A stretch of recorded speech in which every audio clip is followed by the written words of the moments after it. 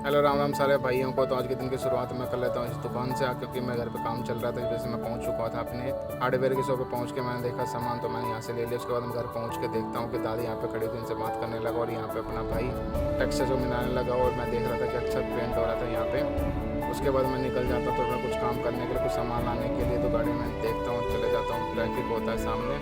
4 दिनों के बाद आज मैंने गाड़ी को हाथ लगा दो, चलाने में बड़ा अच्छा लग रहा था, क्योंकि ना गाड़ी चलाए अपना दिल नहीं करता, ना पहुंच जाता हूँ उस दुकान पर जहाँ मुझे फर्नीचर का थोड़ा सामान लेना था। तो यहाँ पर सिलेक्शन कर रहा था कि मुझे अब क्या देखना है, क्या लेना है रिकॉर्डिंग के लिए। नल के लिए मुझे यहाँ से दिखा और मैं उसको देख के निकल गया अपने घर के लिए। और यहाँ आगे जाकर मुझे रास्ते में मिलता है ट्रैफिक।